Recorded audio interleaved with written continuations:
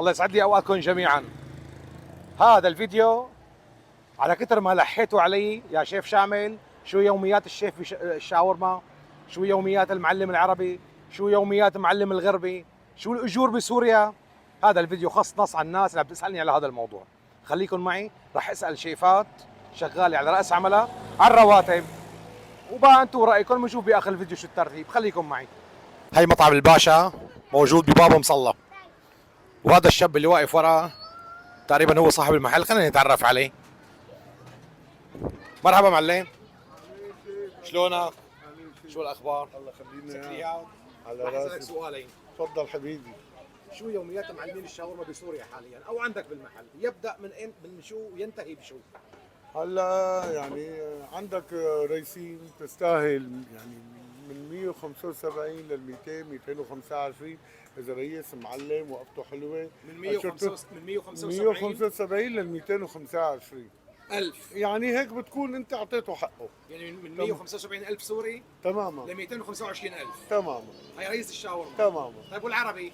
العربي عندك كمان متفاوتة، يعني من ال 75 لل 100 110 120 على هوا يعني المحل، على هوا سيخ يعني المحل، على يعني هو المبيع. تماما. يعني طيب هذول ال 175 ألف سوري قديش بيطلعوا على الدولار؟ شو بيطلعوا $15 $15. تقريبا 15 هاي الرئيس. دولار. تماما. ومعلم العربي على تمام. الدولار قديش؟ ما في يعني 8 9 يعني شيء 8 $9 باليوم. تمام. تمام. الله يعطيكم العافيه. اهلا والله شيخ. يرزقكم علي. هلا حبيبي. الله يسعدك. الله يخليني ابو اياك. شو جنابك؟ ابو محمد ابو الباشا. محمد صاحب تسلم لنا. المطعم تبع الباشا. الباشا باب على مصلى. راسي، على راسي. تسلم لي عينك شيخ. يسلموا. حبيبي. كمان دوار بابا مصلى. جينا على مطعم الفروج الزيبق. خلينا نسال الريس اللي واقف على السيخ نفس الاسئله، نشوف شو يقول لنا. السلام عليكم. مرحبا معلم. ممكن تك بس سؤال وجواب بعد اذنك؟ الله يكرمك. سك لي هاي الميكروفون. اول شيء يعطيك العافيه. الله يعافيك يا رب.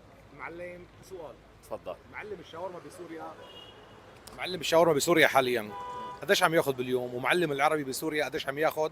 احسب لي اياهم على الدولار بعد اذنك. والله المعلم عندك من ال 150 لل 250. من 150,000 ايه لل قول 250. 1000 عشان ما يحسبوا دولار. 1000 ايه من 150 لل 250. علي صوتك شوي معلش. من ال 150 لل 250. 1000 ليره. 1000 ليرة. قديش بيطلعوا على الدولار؟ قد إيه بيطلعوا؟ $15. 15. 15. موفايه؟ والله الحمد لله، والله مو كثير بس